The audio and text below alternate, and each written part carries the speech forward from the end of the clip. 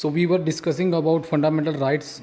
आज हम आर्टिकल 12 से शुरू करेंगे, क्योंकि फंडामेंटल राइट्स जो है वो आर्टिकल 12 से शुरू होते हैं और आर्टिकल 35 तक पहुंचते हैं। तो आर्टिकल 12 से शुरू होते हैं फंडामेंटल राइट्स और आर्टिकल 35 तक पहुंचते हैं। ठीक है, तो फंडामेंटल राइट्स का जिक्र आर्टिकल 12 से और 35 तक उसका जिक्र किया गया है। वैसे जो हमें अधिकार मिले हैं वो 14 से शुरू होते हैं और 32 तक ख़त्म हो जाते हैं। 6 प्रकार के मौलिक अधिकार मिले हैं, परंतु जो फंडामेंटल राइट्स का जो पार्ट है दैट स्टार्ट्स फ्रॉम आर्टिकल 12 से शुरू होता है। अब आर्टिकल जो 12 है वो क्या कहता है? आर्टिकल 12 में राज्य की परिभाषा दी गई है। राज्य का मतलब देश की परिभाषा दी गई है, क्योंकि हम जानते हैं कि जो फंडामेंटल राइट्स हैं, मौलिक अधिकार हैं, वो व्यक्ति को मिले हैं और व्यक्ति की स्वतंत्रता के ऊपर व्यक्ति के अधिकारों को कौन स्नैच कर सकता है, कौन छीन सकता है? राज्य छीन सकता है, सरकार छीन सकती है। दैट इज़ वाई जो फंडामेंटल राइट्स हैं वह राज्य के खिलाफ मिले हैं, सरकार के खिलाफ मिले हैं। व्यक्ति की स्वतंत्रता के ऊपर, व्यक्ति के अधिकारों के ऊपर सबसे बड़ा प्रतिबंध राज्य के द्वारा ही लगाया जा सकता है। तो राज्य के खिलाफ मिले हैं। या तो इसमें राज्य को कुछ काम करने के लिए रोका जाएगा, या तो राज्य को कुछ काम करने के लिए प्रेरित किया जाता है फंडामेंटल राइट्स के द्वारा। तो इसीलिए जब ये राज्य के खिलाफ मिले हैं तो ये जानना जरूरी है कि राज्य एक्चुअल में है क्या। सो संविधान के भाग 3 में आर्टिकल 12 में अनुच्छेद 12 में राज्य की परिभाषा दी गई है, और राज्य में क्या क्या चीज़ें आती हैं इसको हम समझेंगे। So the first point is, राज्य में भारत की सरकार और भारत की संसद आती है, जिसका मतलब ये है कि भारत की कार्यपालिका, केंद्रीय कार्यपालिका और विधान पालिका राज्य के अंदर आती है। अच्छा, आगे बढ़ने से पहले हमें कंफ्यूज नहीं होना है कि जो हमने राज्य की परिभाषा पहले पढ़ी थी वो कुछ और थी। जैसे कि राज्य के 4 तत्व बताए जाते हैं: भूमि, जनसंख्या, प्रभुसत्ता और सरकार। तो these are the 4 elements of the state. But यहाँ पर जब हमारे संविधान में राज्य की परिभाषा दी गई है तो इसमें बताया गया है कि राज्य के अंदर क्या क्या आता है। तो हम उस सेंस में राज्य का मतलब नहीं समझ रहे हैं। तो यहाँ पर जो पहला पॉइंट बताया है फंडामेंटल राइट्स के आर्टिकल 12 में, राज्य का मतलब है भारत की सरकार, जिसका मतलब है भारत के प्रधानमंत्री, उनके मंत्री। ठीक है, तो इसको बोलते हैं कार्यपालिका। इसके अलावा भारत की संसद, संसद में आता है लोकसभा, राज्यसभा, प्लस प्रेसिडेंट, राष्ट्रपति। तो पहला पॉइंट ये आ गया। दूसरा भी इसी से जुड़ा हुआ है। जिस प्रकार से केंद्र के स्तर पर एक कार्यपालिका है, विधान पालिका है, उसी प्रकार से हर राज्य में भारत के एक कार्यपालिका होती है और एक विधान पालिका होती है, जैसे कि राज्य का मुख्यमंत्री और उसके मंत्री। तो राज्य की कार्यपालिका और विधान पालिका भी स्टेट की डेफिनेशन के अंदर इंक्लूड करी गई है। तीसरा पॉइंट आता है लोकल अथॉरिटीज़, स्थानीय शासन की जो इकाइयां हैं, जैसे कि पंचायतें ग्राम के स्तर पर, शहरी निकाय शहर के स्तर पर, जिला स्तरीय बोर्ड, डिस्ट्रिक्ट बोर्ड्स जिनको कहते हैं। इसके अलावा कुछ ट्रस्ट जो कि सरकारी होते हैं। तो केंद्रीय सरकार, राज्य की सरकार, और तीसरा बताया स्थानीय सरकार, जिसमें पंचायतें होती हैं और म्यूनिसिपैलिटीज़ होती हैं, शहरी निकाय के लिए जो बॉडीज़ होती हैं। इसके अलावा स्टैट्यूटरी और नॉन स्टैट्यूटरी बॉडीज़, जिनको कहा जाता है वैधानिक और गैर वैधानिक बॉडीज़, जैसे कि LIC, ONGC, सेल। चलो ये तो मैंने बता दिया, बट इनका मतलब बता देता हूँ। तो 3 प्रकार की बॉडीज़ होती हैं। एक संवैधानिक बॉडीज़ होती है, संवैधानिक निकाय होते हैं, जिसका जिक्र संविधान में होता है। जैसे कि हमारे देश का जो इलेक्शन कमीशन ऑफ इंडिया है, इसका जिक्र आर्टिकल 324 में किया गया है। तो इसको बोलते हैं संवैधानिक निकाय। जिनको शक्तियां संविधान से मिलती है उसको संवैधानिक निकाय बोलते हैं। UPSC, इसका जिक्र भी संविधान में किया गया है, तो इसको भी संवैधानिक निकाय बोलेंगे। इसके अलावा पंचायती राज सिस्टम का जो जिक्र है वो 1993 में 73rd अमेंडमेंट एक्ट के द्वारा किया गया था। इसको भी हम संवैधानिक निकाय बोलते हैं। तो पंचायती राज जो है ये भी एक संवैधानिक निकाय है। क्यों है? क्योंकि ऐसा नहीं है कि मूल रूप में संविधान में उसका होना जरूरी है, बाद में भी तो उसको ऐड किया जा सकता है। तो 73rd अमेंडमेंट जब लाया गया तो संविधान में 11वीं अनुसूची जोड़ी गई, तो इसीलिए इसको संवैधानिक निकाय बोलते हैं। जिसका जिक्र संविधान के आर्टिकल्स में है उसको संवैधानिक निकाय बोलते हैं, संविधान के अनुच्छेदों में है। दूसरा आता है वैधानिक निकाय। वैधानिक निकाय वो निकाय है जिसको स्टैट्यूटरी बॉडीज़ हम कहते हैं।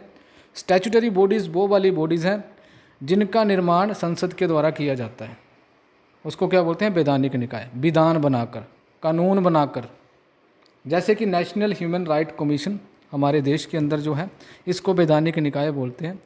इसका जो संविधान में तो कहीं जिक्र है नहीं, बट इसको बनाया गया है भारत की संसद के द्वारा। इसी प्रकार से राज्य की विधान पालिका यदि स्टेट ह्यूमन राइट कमीशन बनाती है उसको भी वैधानिक निकाय बोलते हैं।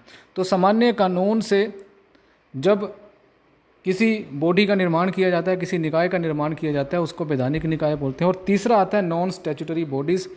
नॉन स्टैट्यूटरी बॉडीज़ को बोलते हैं गैर वैधानिक निकाय, जिसको कार्यपालिकीय निकाय भी बोलते हैं। जिसका मतलब ये है कि इसका निर्माण ना तो इसकी शक्तियाँ संविधान से ली जाती हैं और ना ही इसको संसद के द्वारा कानून बना के इसका निर्माण किया जाता है। इसका निर्माण कार्यपालिका के द्वारा किया जाता है, जैसे कि मंत्री हो गए, प्रधानमंत्री हो गए, तो ये बनाते हैं।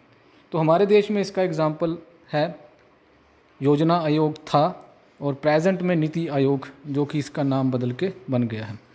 सो नीति आयोग का जो निर्माण किया गया है ये ना तो संविधान में इसका जिक्र है और ना ही संसद में इसको बनाया गया है।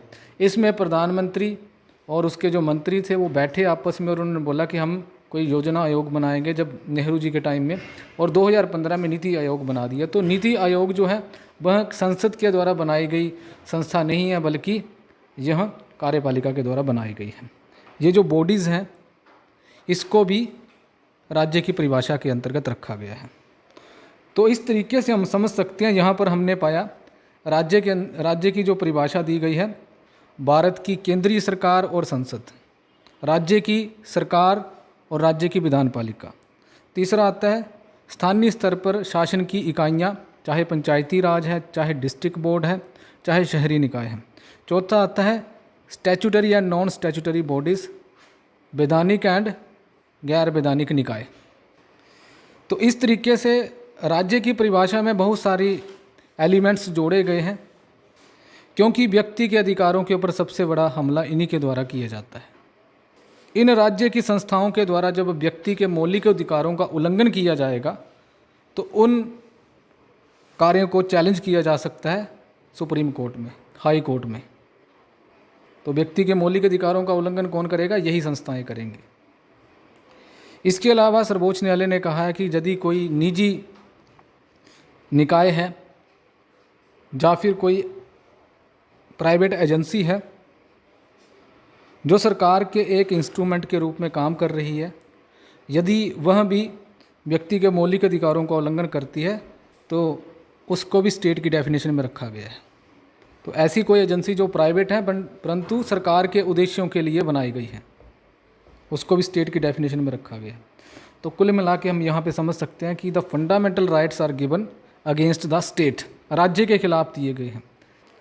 या तो राज्यों को कुछ काम करने के लिए रोकते हैं मौलिक अधिकार, या तो कुछ काम करने के लिए प्रेरित करते हैं। जब किसी मौलिक अधिकार के द्वारा राज्य को कोई काम करने से रोका जाता है तो उसको बोलते हैं नकारात्मक अधिकार, और जब किसी काम को करने के लिए राज्य को प्रेरित किया जाता है उसको बोलते हैं सकारात्मक अधिकार। नकारात्मक अधिकार का जो उदाहरण है वो अनुच्छेद 15 है, जिसमें राज्य को कुछ काम करने के लिए रोका जा रहा है कि राज्य किसी भी व्यक्ति के साथ किसी भी प्रकार का भेदभाव नहीं करेगा अनुच्छेद 15 के तहत। तो ये नकारात्मक है क्योंकि राज्य को रोक रहा है ना। और सकारात्मक का एग्जाम्पल है शोषण के विरुद्ध अधिकार,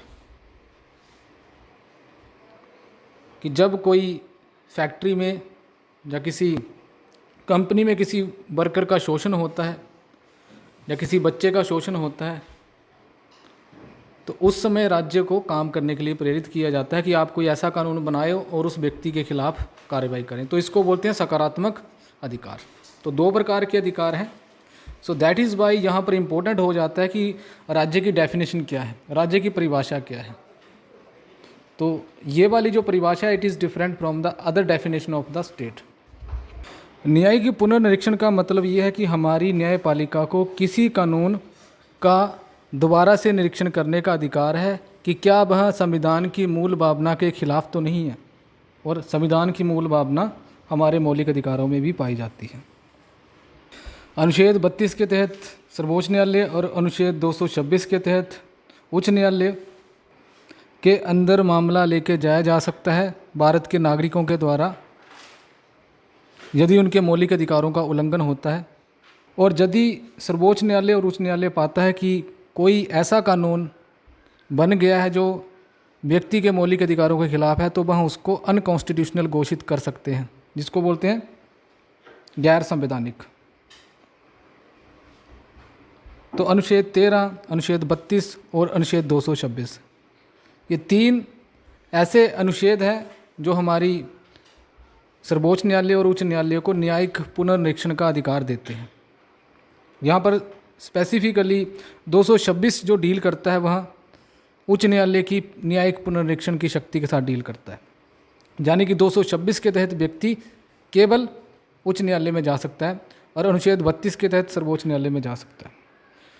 अनुच्छेद 13 भी इसी प्रकार की बात करता है कि कोई भी कानून संसद के द्वारा ऐसा नहीं बनाया जा सकता जो मौलिक अधिकारों के खिलाफ है। अनुच्छेद 13 में कानून की भी परिभाषा दी गई है, जिसका मतलब यह है कि ऐसे कानून जो भारत की संसद के द्वारा बनाए जाते हैं और भारत के राज्यों की विधान पालिकाओं के द्वारा जो बनाए जाते हैं। इसके अलावा कुछ कानून ऐसे होते हैं जो टेम्परेरी होते हैं, जिनको ऑर्डिनेंस कहते हैं, जिनको अध्यादेश कहते हैं। भारतीय संविधान के अनुच्छेद 123 के तहत भारत का राष्ट्रपति ऑर्डिनेंस जारी कर सकता है, जिसको अध्यादेश कहते हैं। अध्यादेश तब जारी किया जाता है जब संसद अपने सदन में कार्यरत नहीं होती है। तो उस दौरान यदि हमारे देश में कोई ऐसी ज़रूरत महसूस होती है जिसमें लगता है कि अभी कानून बनना चाहिए और संसद तो कार्यरत नहीं है, तो उस केस में राष्ट्रपति के द्वारा अध्यादेश जारी किया जाता है अनुच्छेद 123 के तहत। So these are called temporary laws. ये टेम्परेरी कानून होते हैं, कुछ समय के लिए कानून होते हैं। बाद में जब संसद सत्र में बैठती है तो फिर वह उस ऑर्डिनेंस को कंसिडरेशन में लेती है और उसके ऊपर कानून बनाती है। नेक्स्ट आता है स्टैट्यूटरी इंस्ट्रूमेंट्स, ऐसी शक्तियां जो भारत की संसद के द्वारा डेलीगेट करी जाती है। कार्यपालिका को डेलीगेट का मतलब ये है कि अपनी कुछ शक्तियां कार्यपालिका को दे देना विधान पालिका के द्वारा, कि हम इसके ऊपर कानून नहीं बनाएंगे, इसके ऊपर कानून बनाने की शक्ति हम आपको देते हैं। That is called delegation, delegated. अपनी शक्ति कानून बनाने की विधान पालिका के द्वारा कार्यपालिका को दी जाती है।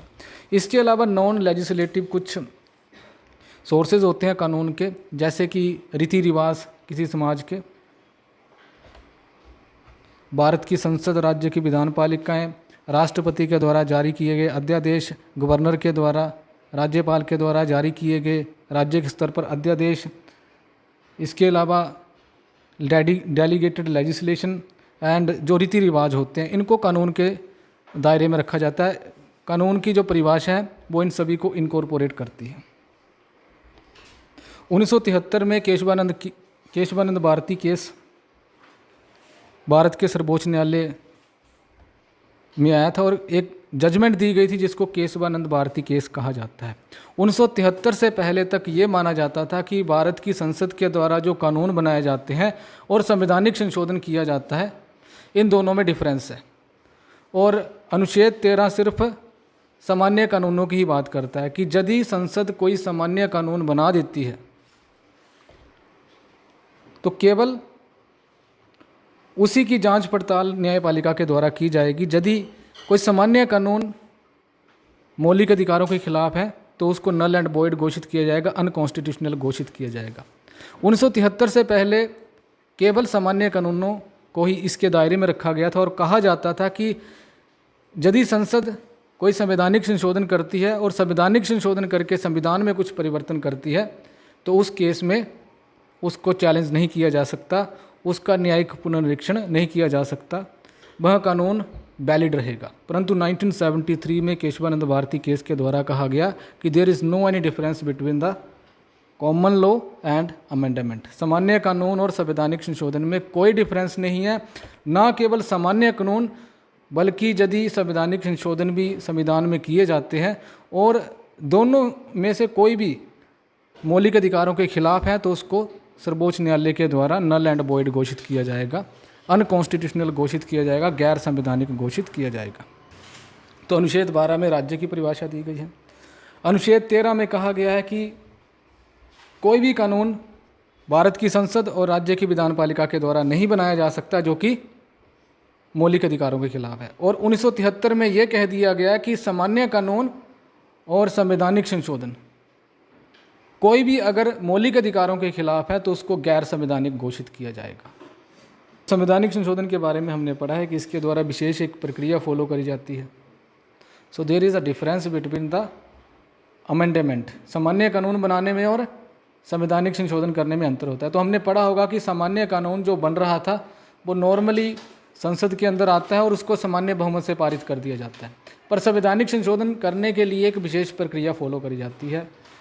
2/3 मेंबर्स राजी होने चाहिए दोनों ही सदनों के। उसके बाद कम से कम आधे राज्यों के द्वारा वो रेटिफाई करना चाहिए और उसके बाद संवैधानिक संशोधन किया जाता है। और दूसरी तरफ यदि आप सामान्य कानून की बात करें तो नॉर्मली एक बिल प्रस्तुत किया जाता है, दोनों सदन उसको सामान्य बहुमत से पारित कर देते हैं और वो कानून बन जाता है, तो उसको हम सामान्य कानून की श्रेणी में रखते हैं। तो अनुच्छेद 13 आज के टाइम में यही कहता है कि संवैधानिक संशोधन और सामान्य कानून दोनों को ही चैलेंज किया जा सकता है और दोनों में से कोई भी अगर मौलिक अधिकारों के खिलाफ जाता है then they would be consider null and void, unconstitutional, गैर संवैधानिक उनको घोषित किया जाएगा। तो ये 12 और 13 था। अब इसके बाद जो हमारे हैं मौलिक अधिकार शुरू होंगे, परंतु उससे पहले एक चीज़ और आती है जिसको हम आज ही क्लियर कर लेते हैं, उसके बाद हम पूरे के पूरे मौलिक अधिकारों से डील करेंगे। तो अनुच्छेद 14 से शुरू होते हैं, अनुच्छेद 32 तक मौलिक अधिकार जाते हैं। कुछ मौलिक अधिकार ऐसे हैं जो केवल भारत के नागरिकों को मिले हैं, विदेशियों को नहीं मिले हैं। तो वो अधिकार कौन कौन से हैं? अनुच्छेद 15, अनुच्छेद 16, अनुच्छेद 19, अनुच्छेद 29 और अनुच्छेद 30। ये केवल भारत के नागरिकों को मिले हैं। विदेशी फॉरेनर्स क्लेम नहीं कर सकते कि उनको अनुच्छेद 15, 16, 19, 29, 30 इसको फॉरेनर्स क्लेम नहीं कर सकते। अब ये अधिकार क्या है इसको हम डिटेल से पढ़ेंगे जब हम मौलिक अधिकारों को पढ़ेंगे। अब ऐसे अधिकार जो भारत के नागरिकों को भी मिले हैं और विदेशियों को भी मिले हैं वो कौन कौन से हैं? अनुच्छेद 14, अनुच्छेद 20, अनुच्छेद 21, अनुच्छेद 21A राइट टू एजुकेशन जिसको बोलते हैं, अनुच्छेद 22, अनुच्छेद 23, अनुच्छेद 24, 25, 26, 27, 28। ये अधिकार दोनों को मिले हैं, ना केवल भारत के नागरिकों को बल्कि विदेशियों को भी मिले हैं। परंतु ये अधिकार भी जो ऐसे विदेशी हैं जो भारत के दुश्मन देश के नागरिक हैं। दुश्मन देश कौन होगा भारत का? जो भारत के साथ किसी कन्फ्लिक्ट में है या किसी लड़ाई में है।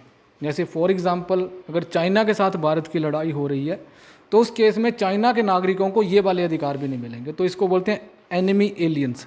ऐसे विदेशी जो हमारे दुश्मन हैं, हमारे दुश्मन का मतलब हमारे देश के जो खिलाफ देश हैं उसके सदस्य हैं, उसके नागरिक हैं।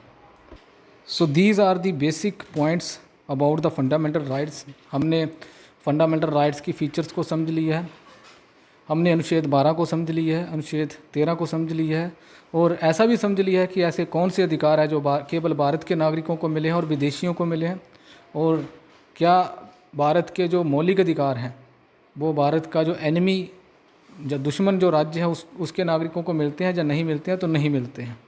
तो ये सारी जो बेसिक चीज़ें हैं वो हमने समझ ली हैं। इसके बावजूद भी यदि तुम्हें समझ नहीं आया होगा तो तुम एक बार खुद पढ़ के इस लेक्चर को देख सकते हो, ठीक है? Then you will understand.